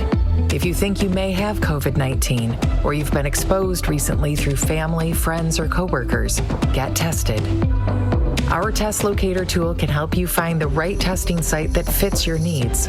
Even if you're looking for easy access with no cost, no prescription, and no appointment necessary, we've got you covered.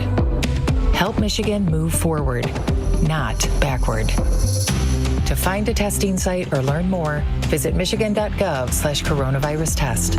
A message from the Michigan Department of Health and Human Services. Michigan, we still need to stay careful because we don't want to go backwards, back to where we started. So keep standing 6 feet apart. Keep wearing a mask in public. And if you have symptoms, talk to a healthcare provider about getting tested. To move forward, let's all do our part. So stay careful. Michigan.gov/coronavirus. Michigan, we're calling on you to save lives. Don't ignore it. Don't let it go to voicemail. It's urgent. In fact, it's critical. Because if you've been in close contact with someone who tests positive for COVID-19, you may have been exposed to the virus. And you could get a call from My COVID Help or your local health department. So please answer the call to learn how to protect yourself, your family, and friends. We're calling on you to stop the spread of COVID-19, to make it safe to reopen businesses and help Michigan move forward. So if you get a call from My COVID Help or your local health department, you may have been exposed to someone with COVID-19. To protect us all, answer the call. Learn more at michigan.gov/contain-COVID. A message from the Michigan Department of Health and Human Services.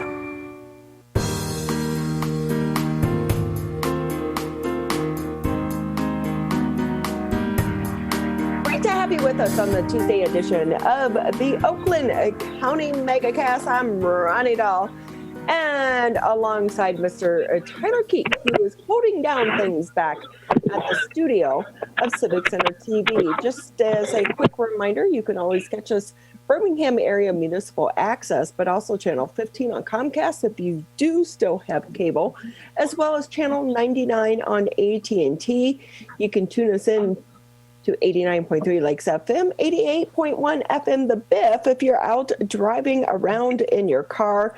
And today we are also live streaming today's edition of the Oakland County Megacast on the West Bloomfield Police Department's Facebook page. So we want to say thank you to them as well. So many police departments right now, as we were just speaking with Curt Lawson with the West Bloomfield Police Department, are having to shift how they think, but also how they connect with our local communities and the people that rely on them for their services. And one way some of the law enforcement agencies are reaching out to their communities through their smartphones.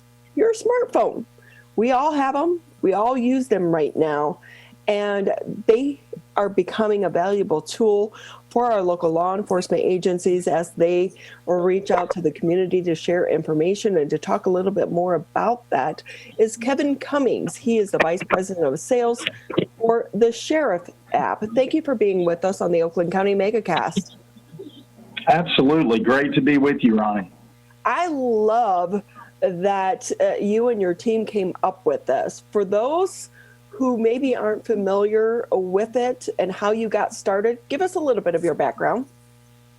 Yeah, absolutely. So we have been in business over 10 years. We've been developing apps for right at 10 years. And really, we started with an emergency management app, and that led to a sheriff and other public safety apps. But really, over the last 5-6 years, our entire focus has been serving those that serve by developing a mobile app to help those agencies reach their public where they are. To your point, folks, the lens they view life, wrong, right, or indifferent, is on their smartphone. So, yeah, I mean, just to think about phone technology from where it started, like you said, 10 years ago to now, completely different. And knowing that, I know the Oakland County Sheriff's Department here in our area recently did get an app, I believe through your company.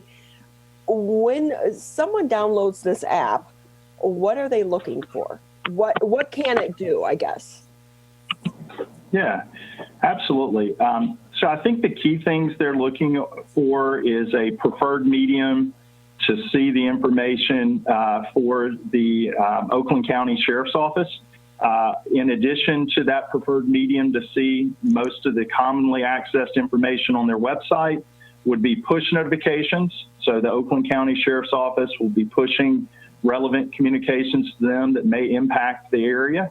Also think about the partnership opportunity that people have with their public safety agencies and being able to potentially submit tips in that preferred medium to make the sheriff's agency aware. But it may be things from, inmate information that may be convenient in terms of, recent bookings or recent releases, or, for a parent that's concerned and maybe sex offenders in their area and being aware of where sex offenders are. There's a sex offender map. So there's really just so much available for the community, depending on their area of interest.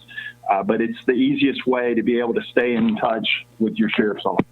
Yeah, because are you finding while a lot of that information is already available through websites, it's different if it's on your phone, because while you're thinking about it, you have access to it?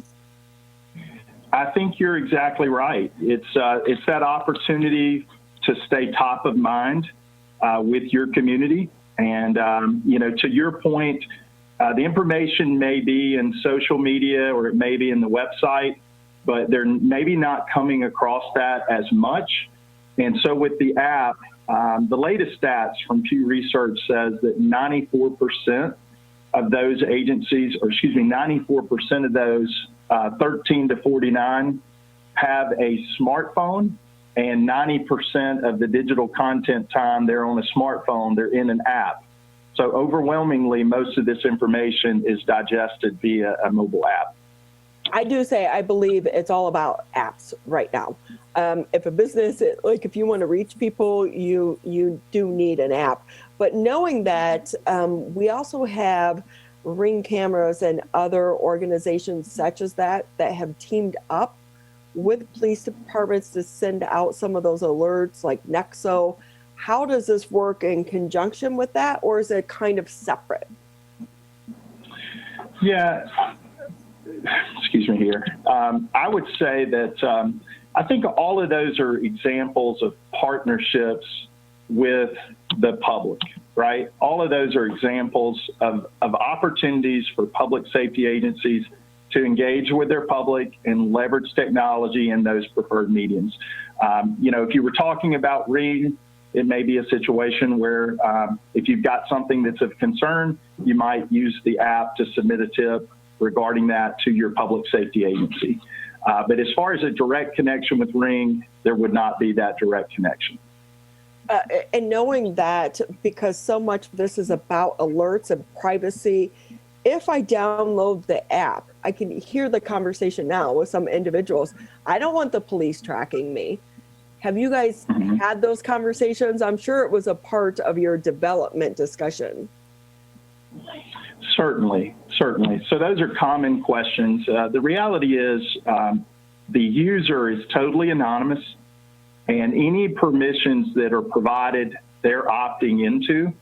For example, if they were to submit a picture and they wanted to submit a tip, they're giving permission to be able to go access only their camera for the specific purpose of attaching the picture they want to provide to that agency.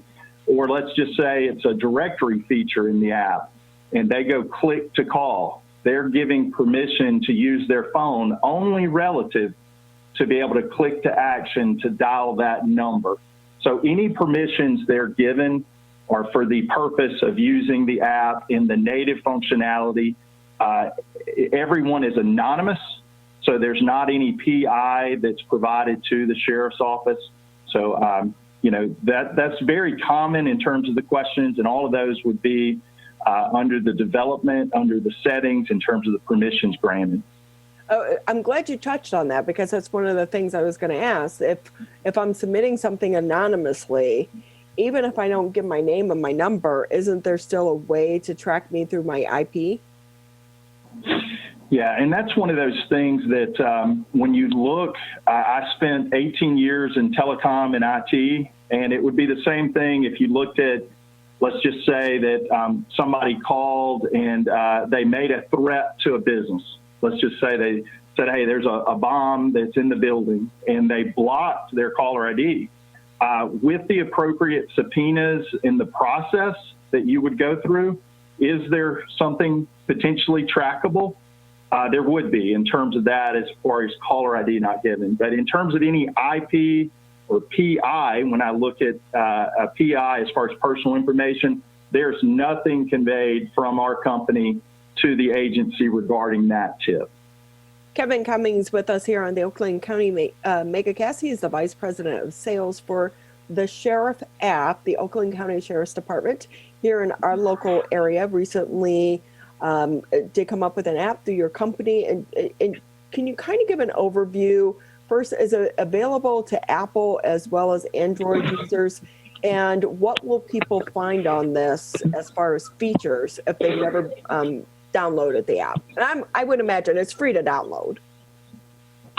It's 100% free to download, so I would encourage everyone to download the Oakland County Sheriff's Office app in their app store. So that is available in both Apple and Android.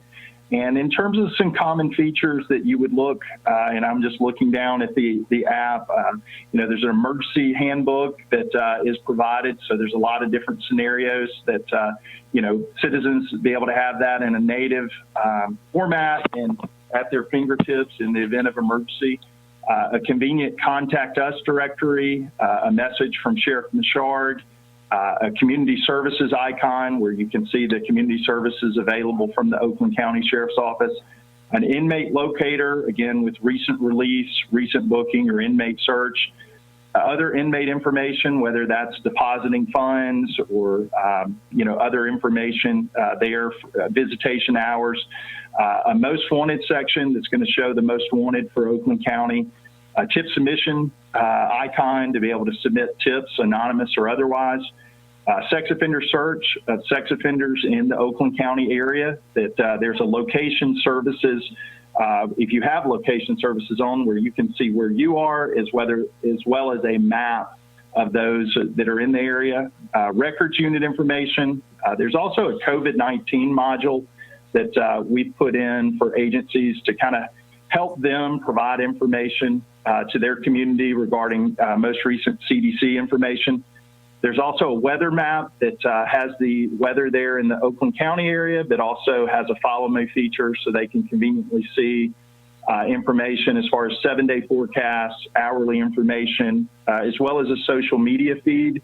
It's going to pull the Twitter as well as have an icon for other social media, Facebook and otherwise in the app, and then other resources provided by the Oakland County Sheriff's Office. So it's, to your point, Ronnie, it's that opportunity for people to essentially have their public safety organization more top of mind in that partnership. I think of, Sheriff Bouchard and, him wanting to be in greater service as we're serving hundreds of sheriffs across the country.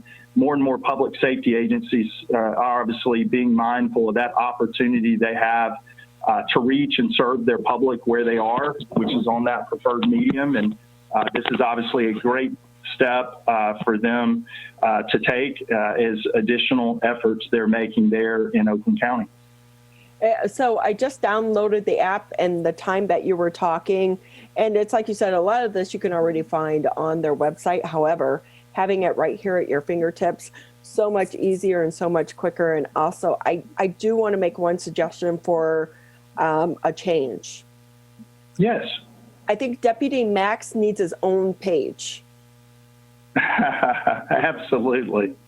Deputy Max is Oakland County. If you follow the Oakland County Sheriff on his Facebook page, he has Deputy Max, and they take the dog out, and it's such a cute little dog. But always cute to have Deputy Max, because it and again, it's not just that you have these dogs, but it's really a community outreach effort for these law enforcement agencies to be able to reach the community in a little bit of a different way. So I'm looking at the fugitives, and I'm really surprised. I'm like, oh, what'd she do? I always like, I'm mesmerized by female fugitives, by the way.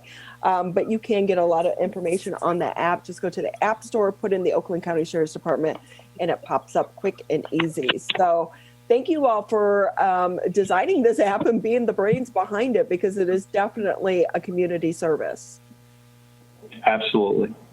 We're going to take a quick break here on the Oakland County Megacast, and when we come back, we'll continue the conversation, but shift focus a little bit to COVID-19 and the testing being done surrounding the virus. This is the Oakland County Megacast. Hi, my name is Curt Lawson, and I'm the Public Information Officer for West Bloomfield Township.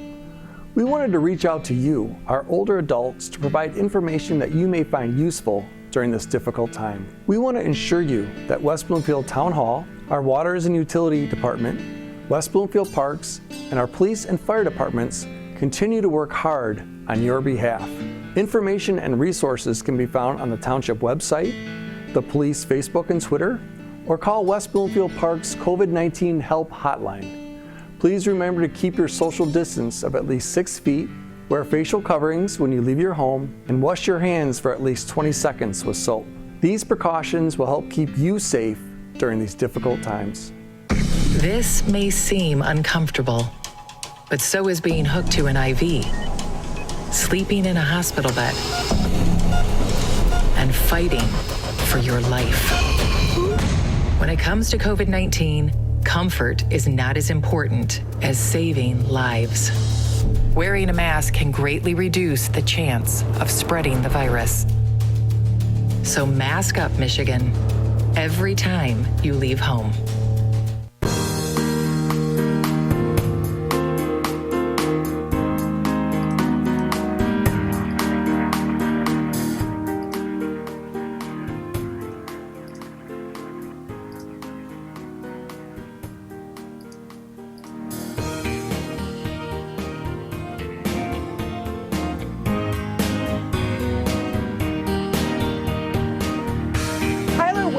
time go? Just about 15 minutes left. And the Tuesday edition of the Oakland County Megacast. Slides and again, we want to remind everyone you can catch us on Civic Center TV, Birmingham Area Municipal Access, Channel 15. If you have cable on Comcast, Channel 99 on AT&T. If you're out driving around, tune us into the radio. 89.3 Lakes FM, 88.1 FM The Biff. And also we want to say a huge thank you to the West Bloomfield Police Department for allowing us to live stream today's edition of the Oakland County Megacast on their Facebook page. Deputy Chief Curt Lawson having a great conversation with us a little bit earlier here on the show. With the last 15 minutes of the Oakland County Megacast, we want to switch our focus to COVID-19 and the testing surrounding this virus. And to take a deeper dive into this conversation, let's bring in Sammy and Faisal Hamad. They're co-founders of Orchard Laboratories. I find this fascinating what the two of you are doing right now, because you're a private laboratory. How did you get this started? So we've actually been in the laboratory business for quite some time, probably 8 years now or so. And then when the pandemic hit early in March, we, our focus was more on other specialty testing in the lab industry.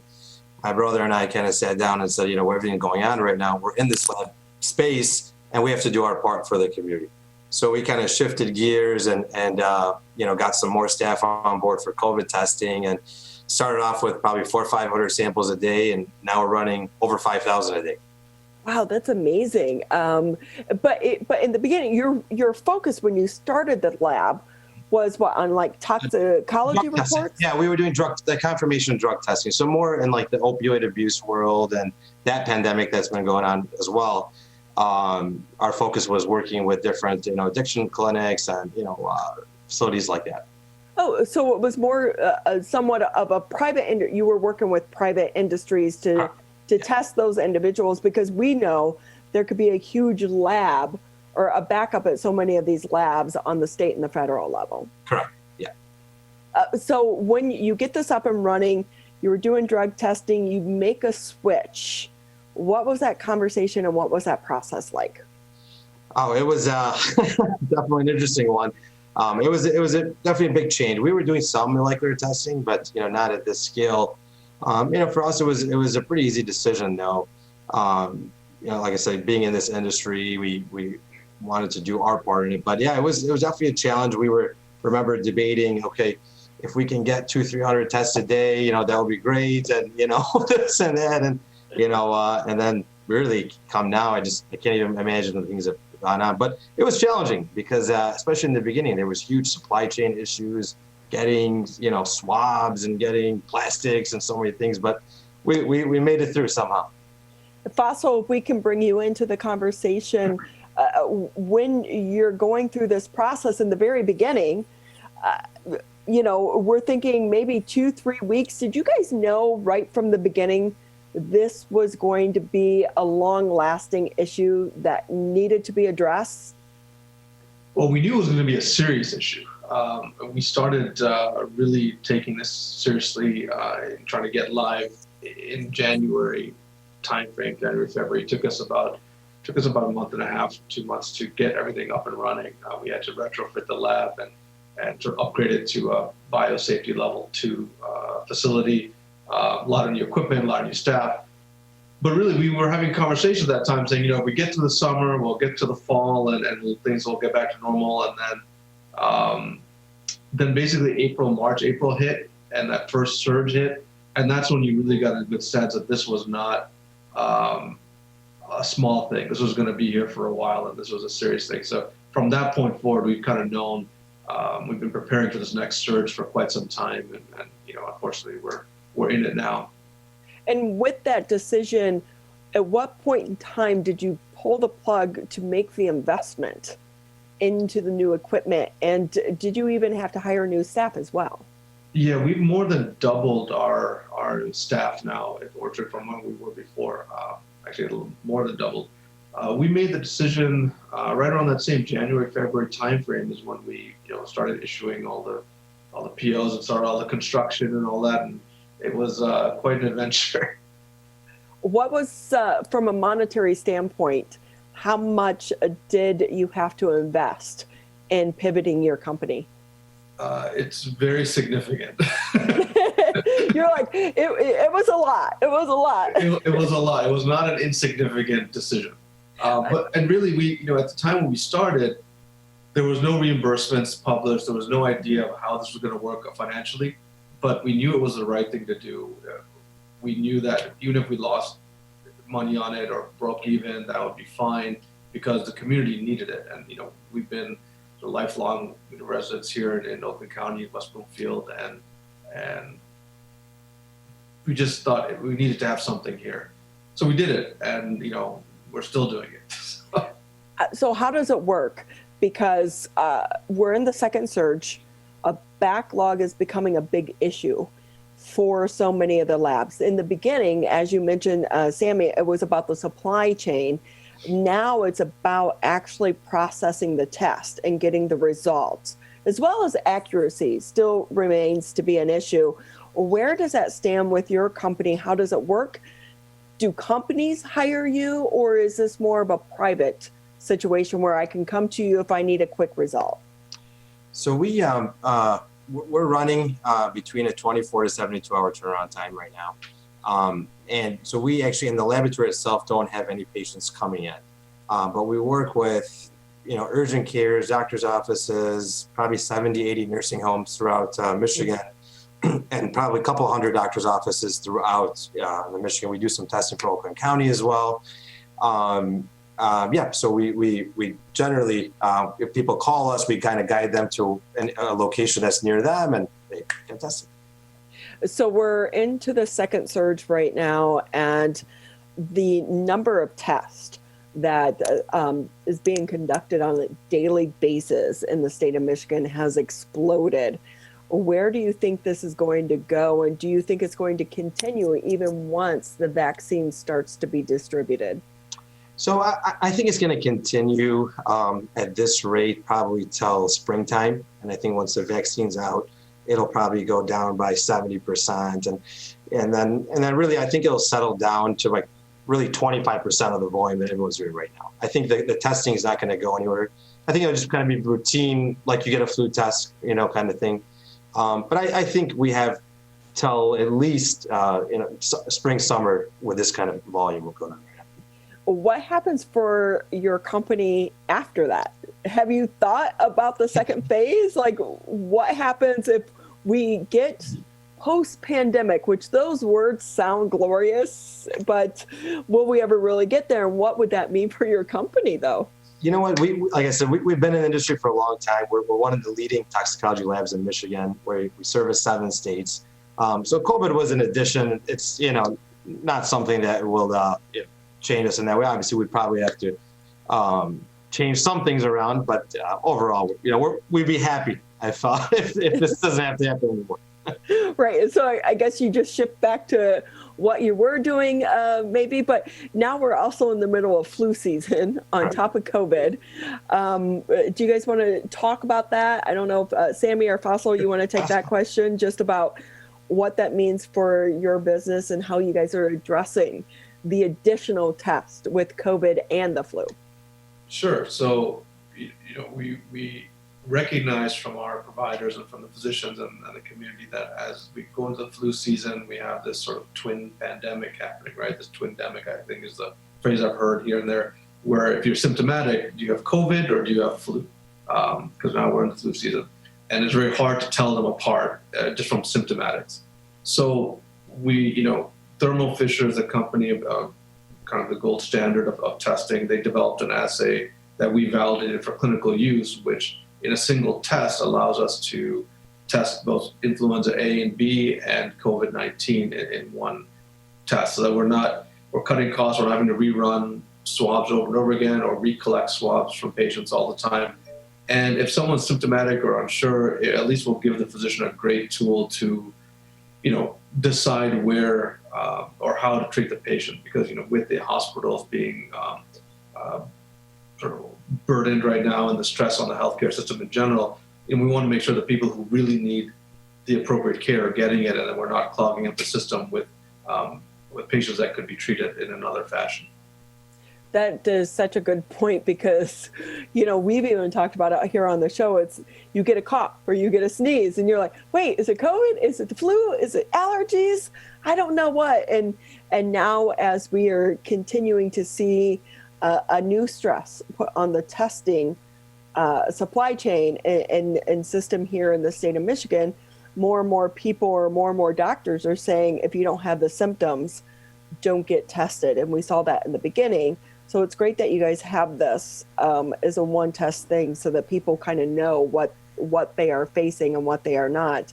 And with that, what advice would either one of you as entrepreneurs per se give to other businesses during this pandemic? And I know that your business is a little bit different than others, but still, are there any positives that came out of this for your business that you think you're going to continue once this crisis is over?